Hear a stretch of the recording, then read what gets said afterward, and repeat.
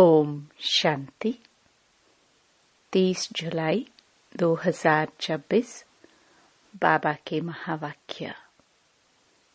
मीठे बच्चे, बाप जैसा निरहंकारी और निष्काम सेवाधारी कोई नहीं।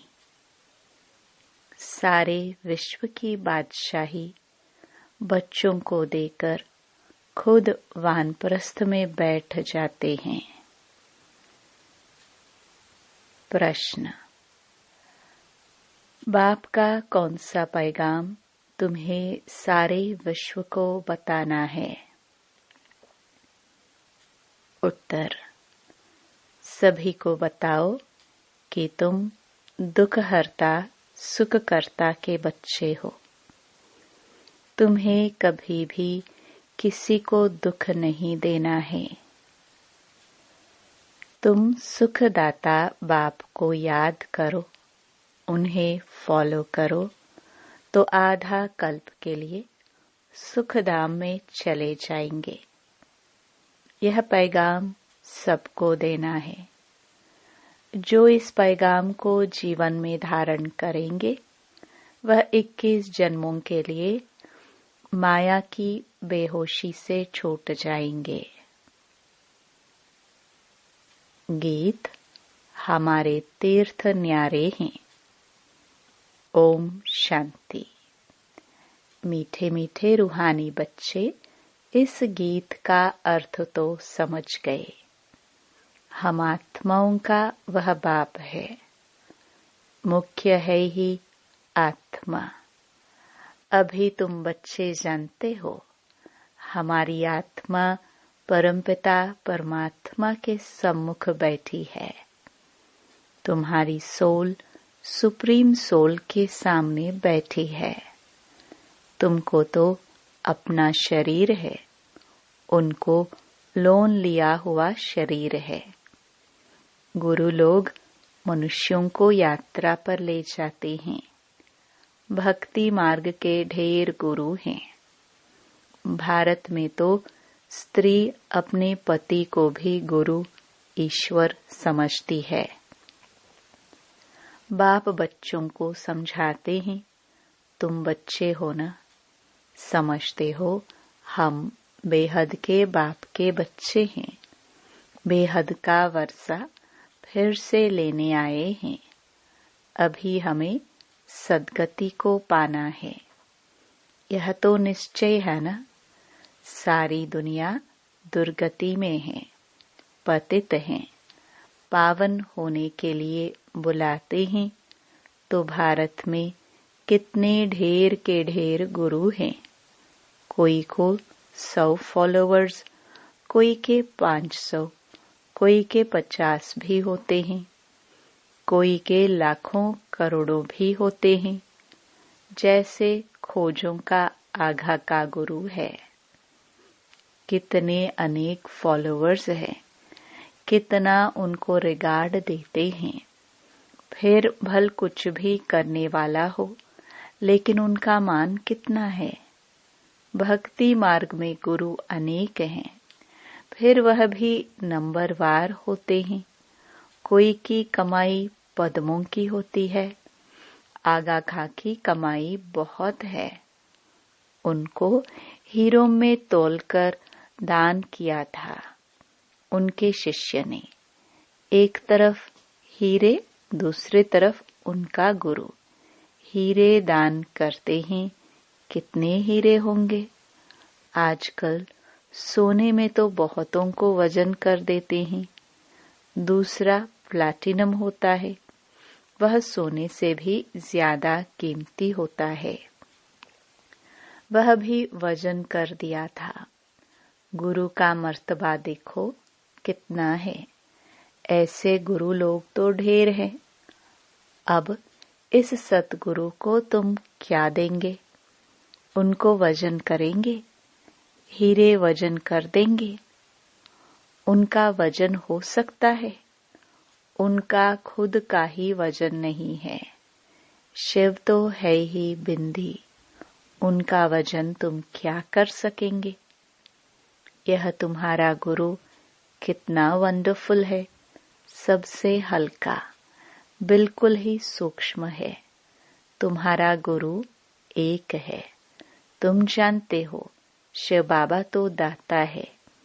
भगवान कभी कुछ ले नहीं सकते, वह तो देते हैं। ईश्वर अर्थ दान सब करते हैं, तो समझते हैं दूसरे जन्म में इसका एवजा मिलेगा। कामना तो रखते हैं। अब यह तो है बेहद का बाप। इन जैसी निष्काम सेवा कोई कर नहीं सकता। निष्काम सेवा भी कैसी है? बच्चों को विश्व का सुख धाम का मालिक बनाते हैं। बाबा खुद थोड़े विश्व का मालिक बनते हैं। उनको कहा जाता है सुख का सागर, शांति का सागर, पवित्रता का सागर। बच्चों को हर एक बात अच्छी रीति समझाई जाती है। एक ही बाप से तुमको जीवन मुक्ति मिल जाती है। बाबा से स्वर्ग का वर्षा मिलता है। निश्चय किया, बस बाबा और वर्षे को याद करना है। इनको कहते हैं ज्ञान का सागर। सारा सागर मस स्याही बनाओ, सारा जंगल कलम बनाओ, तो भी एंड नहीं हो सकती। तुम शुरू से लेकर लिखते जाओ तो तुम्हारी ढेर पुस्तकें हो जाए। यह नॉलेज तो बहुत वैल्यूएबल है जो धारण करने की है।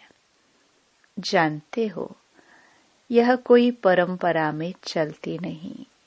अभी तुमको तंत्र मिलता है। बाप आकर बच्चों को अपना परिचय देते हैं। वही काफी है। बाप का परिचय देने से, रचता को जानने से, रचना का भी ज्ञान आ जाता है। बुद्धि कहती है जो सतयुग में आते होंगे उनके पुनर्जन्म जास्ती होंगे। चक्कर में जो पहले आए होंगे वही आएंगे। इस चक्र को भी अच्छी रीति समझना है। गीत में भी सुना, हमारे तीर्थ न्यारे है। वह तो जन्म जन्मांतर तीर्थ यात्राएं आदि करते आए हैं। यह सिर्फ तुम्हारी एक जन्म की यात्रा है। इस रूहानी यात्रा में जरा भी कोई तकलीफ नहीं। ज्ञान देने वाला एक ही सतगुरु है। सदगति तो किसी की भी होती नहीं। वह है सुप्रीम ज्ञान का सागर। सर्व की सदगति हो जाती है। बाकी क्या चाहिए? तत्व भी सतो प्रधान हो जाते हैं। यहाँ तमो प्रधान है तो वायु आदि भी ऐसी ही तमो प्रधान होती है। कितने अर्थक्वेक आदि होते हैं। सतयुग में तो कोई भी दुख देने वाली चीज नहीं होंगी। बाप है ही दुख हरता सुख करता। तुम उनके बच्चे हो। किसको भी दुख नहीं देना है। सबको यह रास्ता बताना है, सुख का वर्षा पाने का। अब बाप कहते हैं तुमको सुख ही देना है। बाबा तुमको आधा कल्प के लिए ऐसा सुख देते हैं जो वहां दुख का नाम नहीं रहता। तुम जानते हो, बाप से 21 जन्मों का वर्षा पाने हम यहाँ आए हैं। तुम स्टूडेंट हो ना। तुम्हारी दिल में है कि शिव बाबा से स्वर्ग का सुख लेते हैं तो सब दुख दूर हो जाएंगे। बाबा हमको संजीवनी बूटी देते हैं सुरजित होने के लिए। फिर 21 जन्म कभी मूर्छित नहीं होंगे। वह संजीवनी बूटी है मन मना भव। सर्व का सद्गति दाता एक ही बाप है। उनको निराकार निरहंकारी कहा जाता है। जिस तन में आते हैं वह भी साधारण है। बाप कहते हैं, dear children, I am your obedient father. बड़े आदमी हमेशा ऐसे लिखते हैं, आई एम ओबीडियंट सर्वेंट। अपने को श्री कभी नहीं लिखेंगे। आजकल तो लिखते हैं श्री श्री फलाना। आप ही अपने को श्री श्री लिखते रहते हैं।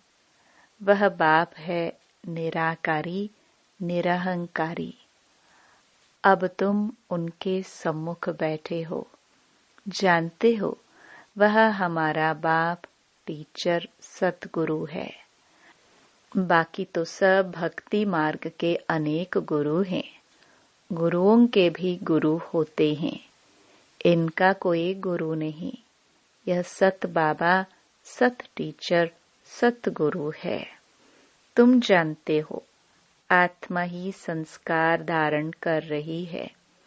बाबा भी आत्मा है ना, उनमें भी गुण हैं। तुम्हारे गुण अलग अलग हो जाते हैं। इस समय जो गुण तुम्हारे में हैं वही बाप के हैं। फिर सतयुग में तुम्हारे दैवी गुण हो जाएंगे। बाप ज्ञान का सागर, प्यार का सागर है। श्री कृष्ण की महिमा अलग है। शिव बाबा को 16 कला संपूर्ण नहीं कह सकते, वह तो स्थिर है ही। बाप कहते हैं, यह टाइटल तुम मुझे नहीं दे सकते हो। मैं थोड़े ही विकारी बनता हूँ, जो फिर सर्वगुण संपन्न बनूं। मेरी महिमा इन जैसे थोड़े करेंगे। इस नॉलेज को जिन्होंने कल्प पहले सुना है वही आएंगे, आकर बाप से सुनेंगे और बाप को याद करेंगे। पिछाड़ी को हाय हाय कर रोते हैं, फिर जय जयकार हो जाती है। अभी तुमने यात्रा का भी राज समझा है। इस यात्रा से फिर तुम कभी मृत्यु लोक में लौटते नहीं हो। उन यात्राओं से फिर घर लौट आते हैं। कितने मनुष्य स्नान करने जाते हैं। भक्ति का विस्तार देखो कितना है। जैसे झाड़ कितना बड़ा अथाह होता है, बीज तो बिल्कुल छोटा होता है, वैसे भक्ति का भी विस्तार कितना है। ज्ञान का एक टुपका भी सद्गति कर देता है। भक्ति में उतरते उतरते आधा कल्प लग जाता है। यहाँ तुमको सीढ़ी चढ़ने में 1 सेकंड लगता है। लिफ्ट कितनी अच्छी है, नीचे से एकदम ऊपर अपने घर ले जाती है। इसको कहा जाता है चढ़ती कला सर्व का भला। सर्व का सद्गति दाता एक बाप ही है। अब ज्ञान भक्ति का फर्क देखा। ज्ञान भक्ति वैराग्य है ना। सन्यासियों का है हद का वैराग्य। बाप ने समझाया है वैराग्य 2 प्रकार का है। एक है हद का वैराग्य, जिससे कोई सद्गति नहीं होती। दूसरा है बेहद का वैराग्य, जिससे तुम्हारी सद्गति हो जाती है। अभी सद्गति के लिए तुम बच्चों को श्रीमत मिलती है, श्रेष्ठ ते श्रेष्ठ बनने की। अब श्रेष्ठ दुनिया की स्थापना हो रही है श्रीमत पर।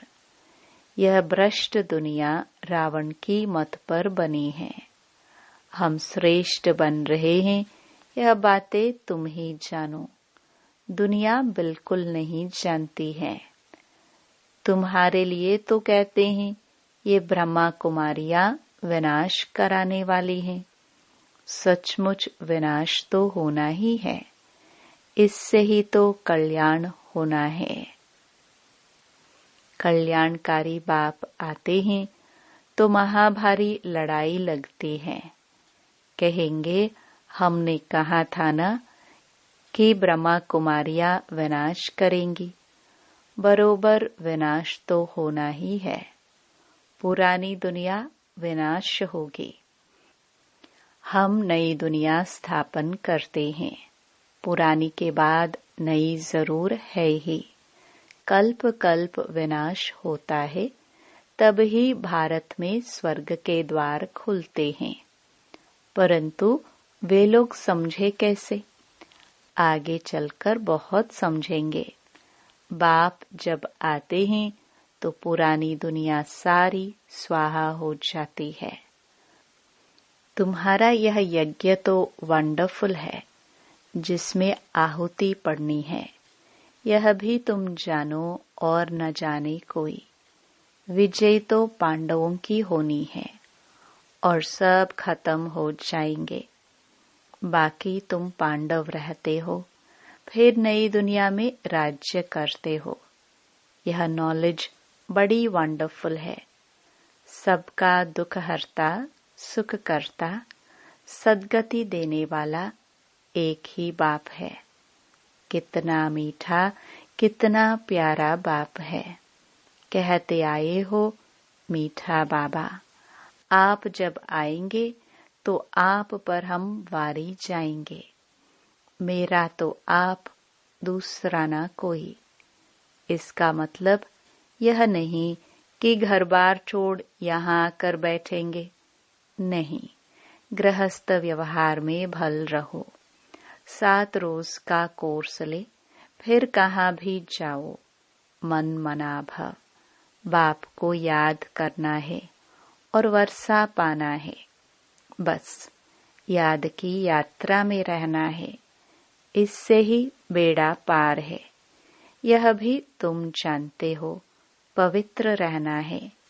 छीछी खाना आदि नहीं खाना है। मुरली तो मिलती ही है। कोई समय मुरली नहीं भी मिलेंगी। आफते आएंगी, हंगामा आदि हो जाएगा तो मुरली मिल नहीं सकेंगी। तुम इन आंखों से जो कुछ देखते हो वह नहीं रहेगा। सब भस्म हो जाएगा। प्रलय तो होती नहीं। दुनिया तो एक ही है, नई से पुरानी होती है। न्यू वर्ल्ड, ओल्ड वर्ल्ड कहा जाता है। अब तो कहेंगे यह ओल्ड वर्ल्ड है, बाकी थोड़ा समय है। वह कहते हैं कल्प की आयु लाखों वर्ष है। कलयुग के लिए कहते 40,000 वर्ष पड़े हैं। वास्तव में 5,000 वर्ष का चक्र है। तुम्हारी बुद्धि में सारी नॉलेज है। मनुष्य तो बिल्कुल पत्थर बुद्धि है। एक्टर्स होकर ड्रामा के क्रिएटर, डायरेक्टर को न जाने तो उनको क्या कहेंगे? वर्ल्ड की हिस्ट्री, ज्योग्राफी कैसे रिपीट होती है, यह तो जानना चाहिए ना। जो अच्छी रीति जानते हैं, बुद्धि में धारण कर औरों को धारण कराते हैं, वह ऊंच ते ऊंच पद पाते हैं। बाप कहते हैं जो नॉलेज मेरे में थी वह अब तुमको दे रहा हूँ। ड्रामा प्लान अनुसार मैं रिपीट करता हूँ। मेरा भी ड्रामा में पार्ट है। भक्ति मार्ग में भी पार्ट बजाया। अब तुमको आकर अपना और रचना के आदि मध्य अंत का परिचय देता हूँ। मैं भी ड्रामा के बंधन में हूँ। मैं आता ही एक बार हूँ, अपना परिचय देने और रचना के आदि मध्य अंत का नॉलेज सुनाने। अच्छा, मीठे मीठे सिखिलदे बच्चों प्रति माता पिता बाप दादा का याद प्यार और गुड मॉर्निंग। रूहानी बाप की रूहानी बच्चों को नमस्ते। धारणा के लिए मुख्य सार। पहला, बाप समान ओबीडियंट बनना है। कभी भी किसी बात में अपना अहंकार नहीं दिखाना है। निराकारी और निरहंकारी होकर रहना है। दूसरा, बाप, टीचर और सतगुरु के कॉन्ट्रास्ट को समझ निश्चय बुद्धि बन श्रीमत पर चलना है। रूहानी यात्रा पर रहना है। वरदान। पुरुषार्थ शब्द को यथार्थ रीति से यूज कर सदा आगे बढ़ने वाले श्रेष्ठ पुरुषार्थी भव। कई बार पुरुषार्थी शब्द भी हार खाने में व असफलता प्राप्त होने में अच्छी डाल बन जाता है। जब कोई भी गलती होती है तो कह देते हो हम तो अभी पुरुषार्थी है, लेकिन यथार्थ पुरुषार्थी कभी हार नहीं खा सकते, क्योंकि पुरुषार्थ शब्द का यथार्थ अर्थ है स्वयं को पुरुष अर्थात आत्मा समझकर चलना। ऐसे आत्मिक स्थिति में रहने वाले पुरुषार्थी तो सदैव मंजिल को सामने रखते हुए चलते हैं। वे कभी रुकते नहीं, हिम्मत उल्लास छोड़ते नहीं। स्लोगन। मास्टर सर्वशक्तिमान की स्मृति में रहो। यह स्मृति ही मालिकपन की स्मृति दिलाती है। ये अव्यक्त इशारे ज्वाला स्वरूप स्थिति में रह शक्तिशाली याद का अनुभव करो। कोई भी कार्य करते व बात करते बीच बीच में संकल्पों की ट्रैफिक को स्टॉप करो। 1 मिनट के लिए भी मन के संकल्पों को, चाहे शरीर द्वारा चलते हुए कर्म को, बीच में रोक कर भी यह प्रैक्टिस करो, तब बिंदु रूप की पावरफुल स्टेज पर स्थित हो सकेंगे। जैसे अव्यक्त स्थिति में रह कार्य करना सरल होता जा रहा है, वैसे ही यह बिंदु रूप की स्थिति भी सहज हो जाए, तो यही योग की ज्वाला स्वरूप स्थिति है। ओम शांति।